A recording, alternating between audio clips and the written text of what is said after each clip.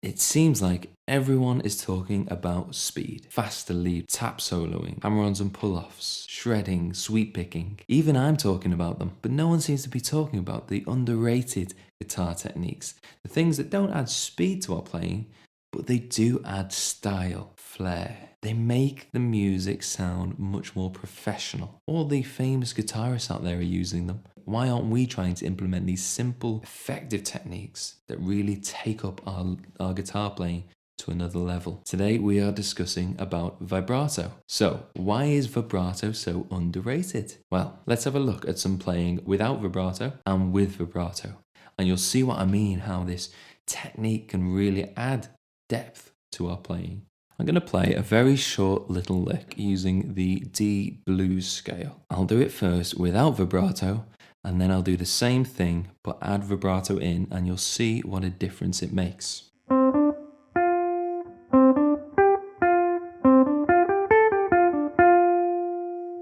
And now I'll add some vibrato.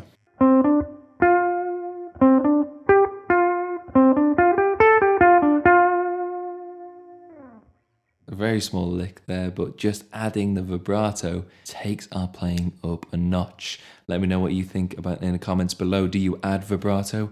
Have you tried adding to vibrato to some songs you've been playing for a long time? See if it makes much of a difference for you. So, vibrato, we hear it in all styles of music. Again, blues playing, the legend B.B. King, the inventor of one of the vibrato we're going to be talking about in a moment. So let's look at how we do vibrato.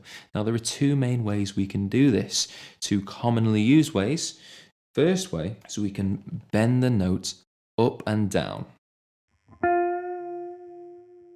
Obviously, I'm slowing this down so you can see how we do it.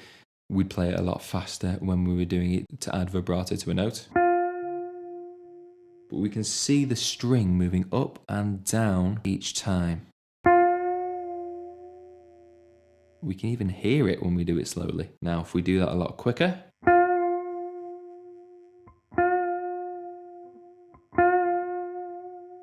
you'll also see my guitar neck moving quite a lot with this particular technique, and that's okay. We're using that movement of the guitar to help move the string as well. This is probably one of the more common types of vibrato used, but I did say there was two types. The other type of vibrato, commonly known as the B.B. King vibrato, is a different method of doing this. This is a style of vibrato that fits my playing more, probably because I grew up listening to a lot of his music. But this time, instead of moving the string up and down, we're moving our finger back and forth, we're shaking our hand back and forth, and that achieves a similar vibrato, but it does sound slightly different. I'll show you what I mean by that.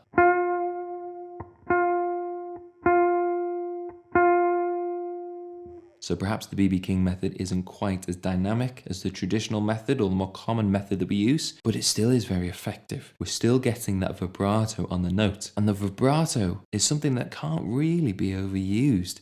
This is why it's so underrated. People aren't really talking about it, even though it's used so much in music. And I do recommend trying to add this to some of your playing if you're not already. Play a riff that you play a lot, and now play it again using vibrato, and you'll hear the difference in that, particularly when we're doing solos. This is somewhere where it really stands out. Instead of just having one flat note to finish our solo, or at the end of a phrase in our solo, we have a varied note. We can really hear the varied note within that one note range that we get there, and adding it, like I say, at the end of a phrase or at the end of the solo itself, we can hear how much effect that has in our playing. So if you're not already, try adding vibrato to your playing, and if you're not already, please do hit the like, subscribe and notify buttons so that you know when we post more tutorials to help you learn the guitar and other instruments. My name is Stephen from the Murphy School of Music. Keep up the practice and we'll see you soon.